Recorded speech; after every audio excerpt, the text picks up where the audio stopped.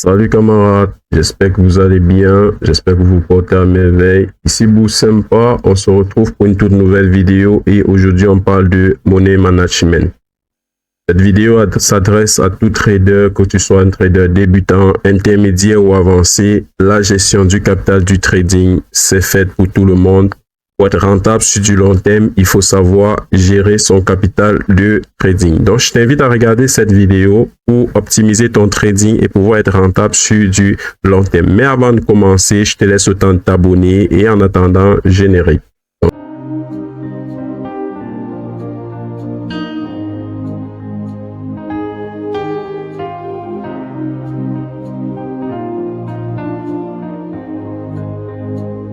Nous voilà sur notre graphique. Nous sommes sur le graphique de l'euro-dollar. Nous sommes sur le graphique de l'euro-dollar en données daily. Et sur ce graphique, nous allons essayer de paramétrer quelques positions de trading selon le capital à investir et essayer de voir comment est-ce qu'on peut devenir rentable sur du long terme en ayant une bonne gestion de son capital de trading, un bon money management. Déjà, sur l'outil TradingView, pour ceux qui n'ont pas déjà remarqué, nous sommes sur l'outil TradingView. Et donc, sur l'outil TradingView, si on clique ici, on a position longue et position short, ce qui nous permet de prendre des ventes et des achats sur TradingView. On va prendre en l'occurrence une position short. On va prendre notre position short à ce niveau. Supposons qu'on a une entrée à ce niveau. Déjà, question d'apporter un maximum de valeur à nos trading, à nos vidéos, comme on a l'habitude de le faire. Je vais déjà expliquer brièvement, bien sûr, comment est-ce qu'on peut identifier un point d'entrée sur le marché.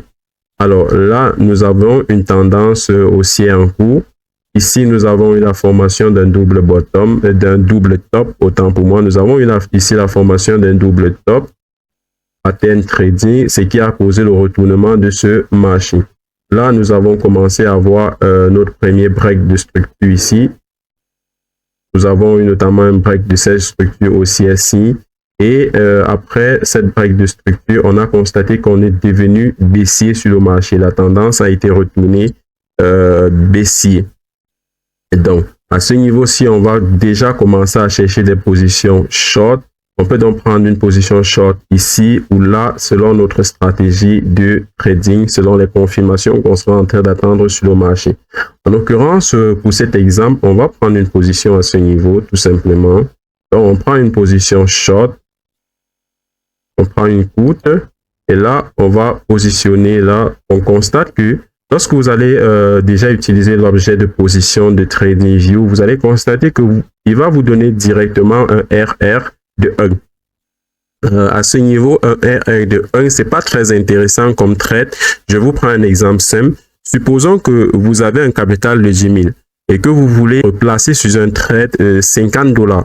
Avec un RR de 1, cela suppose que si vous risquez 50 $, vous risquez 50 $ pour gagner 50 $. C'est pas très intéressant, vous serez d'accord avec moi. Alors, comment résoudre ce problème? Déjà, pour résoudre ce problème, il faut bien placer son TP et bien placer son stop loss. Pour cette position, en l'occurrence, nous avions ici un marché, un retournement baissier. Nous avons pris position, supposons que nous avons pris position à ce niveau après ce deuxième break. Et nous avons laissé un stop loss légèrement au-dessus du précédent plus haut, c'est-à-dire ici.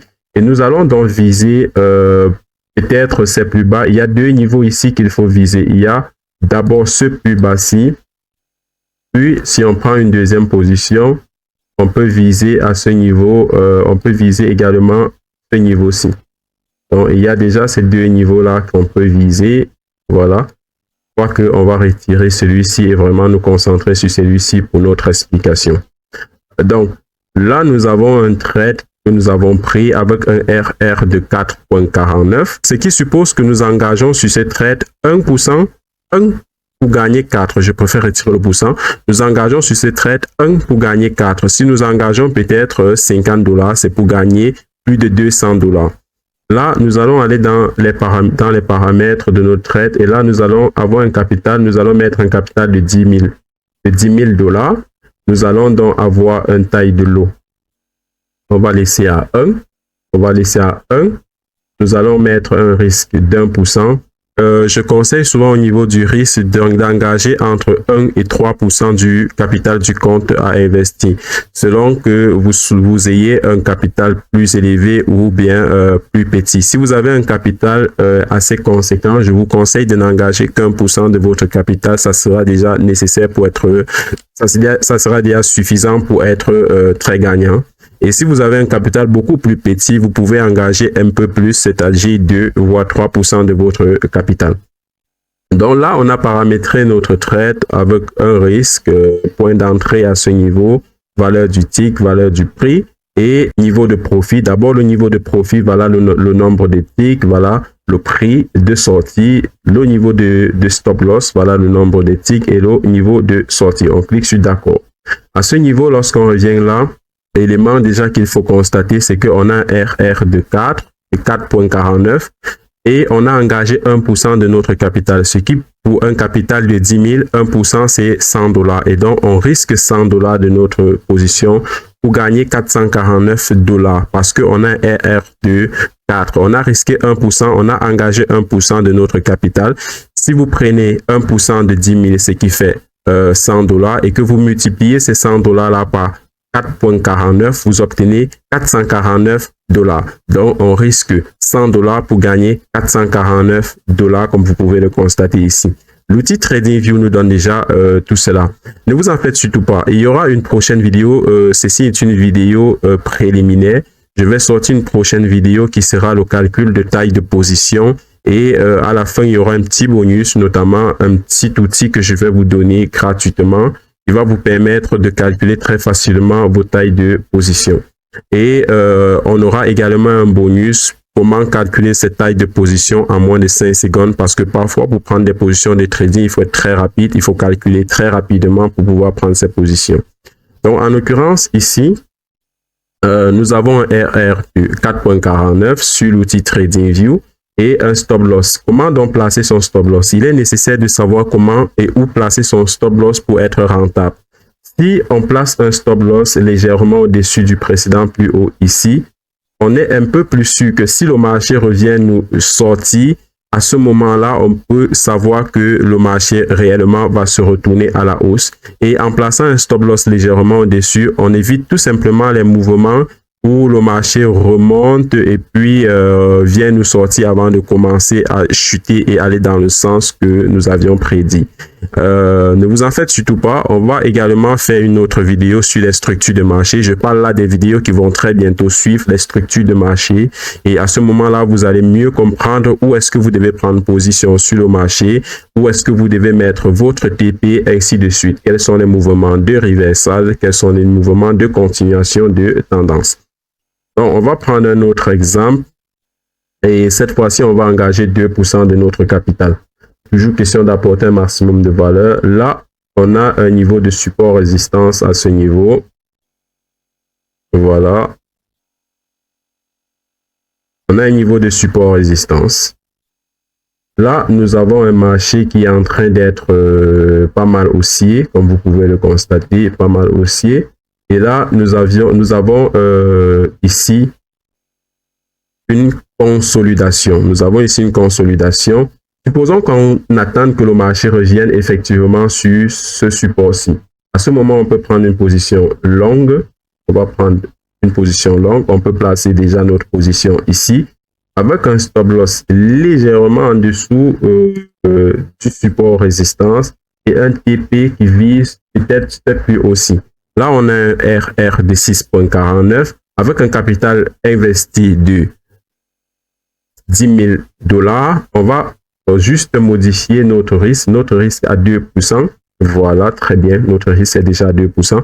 Avec un risque à 2%, cela veut tout simplement dire que, attends un instant, combien de pourcents on avait sur ce trade-ci? Oui, là, on avait 1%.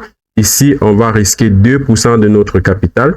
Ce qui veut dire tout simplement qu'on investit dans le trade $200. On a mis sur la table $200 et on veut obtenir un RR de 6. C'est-à-dire, si on atteint notre objectif, on aura multiplié notre $200 par 6,49.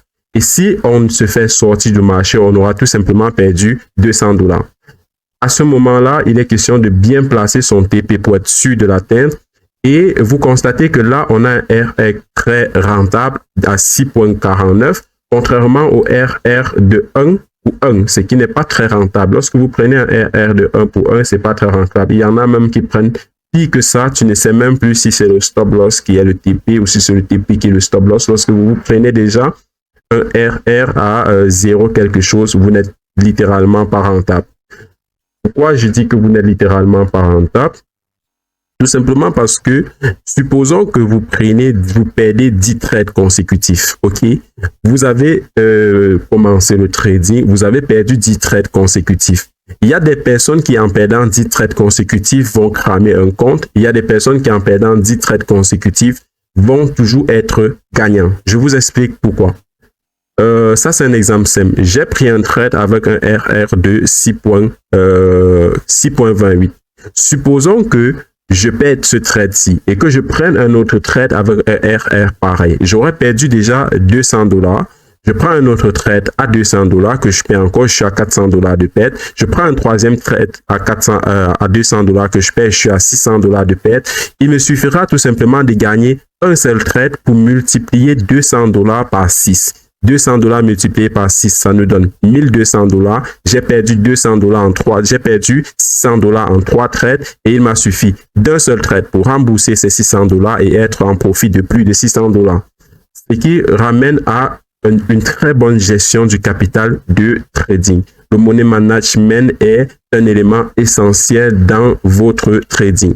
Et il faut très bien comprendre le money management pour s'engager sur les marchés financiers et espérer être rentable sur du long terme. Là, en l'occurrence, on a un très bon RR, un très bon risk ratio. Et c'est un trade que si ça passe, on va avoir un très bon résultat. Et si ça ne passe pas, on aura tout simplement une petite perte. L'idéal sur les marchés, c'est lorsque tu prends position sur les marchés, c'est si tu perds, que tu sortes avec une très petite perte. Et si tu gagnes, que tu gagnes vraiment. Là, il y a une petite citation, je me souviens plus trop de quel trader l'a dit. Et la citation, c'est gagner sur les marchés comme un pauvre et perdre comme un riche. En l'occurrence, ces personnes que vous allez voir avec un stop loss très écarté et un TP très proche. Là, vous acceptez de gagner comme un pauvre et de perdre comme un riche. Donc, à ce niveau, il faut très bien avoir une bonne gestion du capital. Là, nous allons mettre un TP, un stop loss à ce niveau, légèrement en dessous de notre niveau de support résistance. Si le marché revient casser ce support, on aura déjà ici un break de la structure haussière. On peut déjà donc s'attendre à ce niveau-là que le marché soit en train de vouloir retourner réellement vers le bas. Et on sera sorti sur un marché qui n'est plus haussier. Contrairement à ces personnes qui vont sortir alors que le marché va se retourner brutalement. Un exemple simple, une personne qui prend position à ce niveau avec un stop loss à ce niveau risque tout simplement de se faire sortir du marché avant que le marché ne se retourne dans son sens. Ce qui n'est pas logique, ce qui n'est tout simplement pas une bonne façon de gérer son trading. Les trades, la gestion du trading ne se fait pas avec des stop loss resserrés, mais avec une très bonne gestion du capital. Vous êtes d'accord avec moi que la personne qui s'est fait sortir ici avec ne paie $100 et la personne qui se fait sortir ici paie également $100. Alors, à ce moment, il est question de se demander à quoi bon? À quoi bon chercher à se faire sortir à des niveaux où vous risquez quasiment de tout perdre pour rien? À chaque fois que vous tradez, il faut toujours vous demander si votre stop loss, votre niveau de stop loss est idéalement placé, votre niveau de TP est idéalement placé. Si vous avez un stop loss qui est trop rapproché, un TP qui est trop rapproché, vaut mieux tout simplement laisser passer le trade. Sur les marchés, il y aura toujours des opportunités, ne vous en faites surtout pas. Donc, inutile de trop resserrer le stop loss si vous avez déjà bien calculé à la base votre capital de trading, votre taille de position, ainsi de suite. Ne vous en faites pas, je crois que je l'ai déjà dit. Notre prochaine vidéo va porter sur le calcul de taille de position. Donc, voyons voir si on peut prendre un dernier exemple. Voyons voir. Voilà. Là, c'est un exemple qui me tient à cœur. Prenons cet exemple-ci. Nous avons ici un niveau de support résistance. Nous avons ici un niveau de support résistance. Le marché revient à ce niveau. Nous sommes sur une tendance déjà baissière. Comme j'ai souvent l'habitude de le dire, la meilleure façon de perdre de l'argent sur les marchés, c'est de trader à contre-tendance. Tout simplement, trader à contre-tendance si vous voulez perdre votre argent sur les marchés. Essayer de trop anticiper les retournements également, c'est vouloir perdre de l'argent. Le meilleur moyen de trader, c'est comme nous avons fait ici, continuer une tendance en cours, vous allez gagner de l'argent. Donc là, supposons qu'on prend une position de trading, on va prendre une position longue ici, avec un stop loss en dessous du support résistance et un TP tout en haut. En l'occurrence, à ce niveau, voilà, en l'occurrence à ce niveau. Là, nous avons un RR de 1 pour 9,27. Là, nous risquons $100, 200 $. Nous avons 2% investi. Là, nous risquons $200 pour avoir un $200 multiplié par 1,27, ce qui est très conséquent. Et à ce moment, il est question de se poser, et la question à se poser, c'est est-ce que nous sommes prêts à perdre ce que nous engageons sur le marché? Parce que là, nous avons, et si j'ai pris un exemple avec un trade perdant, tout simplement pour essayer de bien vous faire comprendre comment est-ce que ça se passe. Là, nous avons perdu $200 puisque le marché a commencé par monter dans notre sens. Et c'est à ce niveau que l'autre concept que je vais essayer de développer avec vous va intervenir, la gestion du trade. Parce qu'il y a deux concepts qui sont parfois un peu similaires, qui se combinent très bien, qui sont très liés. C'est le money management et le trade management. Ces deux concepts-là, lorsqu'ils sont unis ensemble, vous fait gagner de l'argent vraiment sur du long terme. Lorsqu'on prend le money management, c'est ce qu'on est en train de voir actuellement. Ça nous dit tout simplement quel est le capital qu'on va investir pour chaque trade. Et lorsqu'on prend le trade management, ça nous dit comment est-ce qu'on va faire évoluer notre stop loss, comment est-ce qu'on va faire évoluer notre point de sortie sur le marché en fonction de l'évolution de notre trade. Et donc, il serait très illogique qu'on prenne une position comme ceci. Nous avons un marché qui nous donne raison et puis nous donne tort jusqu'à nous sortir en stop loss. Au pire, on peut sortir en break-even pour une meilleure gestion du capital de trading. On peut sortir en break-even. Mais littéralement, sortir en stop loss après un très beau mouvement comme ça, c'est une très mauvaise gestion du trade. Donc, on va développer la gestion du trade beaucoup plus tard sur notre chaîne. Ne vous en faites surtout pas. Donc, j'ai voulu prendre cet exemple avec un stop loss, avec un trade qui atteint le stop loss, justement pour vous expliquer la différence entre ces deux concepts-là. On va donc s'arrêter ici pour cette vidéo. J'espère que cette vidéo va vous être utile parce que la gestion du capital de trading est très importante. Également, pour mieux gérer son capital de trading, il faut savoir calculer ses tailles de position. Et c'est à ce niveau-là que je vous invite à regarder la prochaine vidéo de la chaîne, gestion des tailles de position et combiné à la gestion du capital de trading, vous allez avoir un meilleur bagage pour pouvoir vous lancer sur les marchés financiers et espérer être rentable sur du long terme. On se quitte sur cette note positive et si vous avez regardé la vidéo jusqu'à présent, je peux me permettre au nom de la communauté Boursempa de vous inviter à nous rejoindre sur nos différentes communautés, que ce soit sur le Discord ou alors sur Telegram. Vous avez tous les liens en description. N'hésitez surtout pas à nous rejoindre. Nous vous attendons. Vous êtes la bienvenue. Allez, ciao, à la prochaine.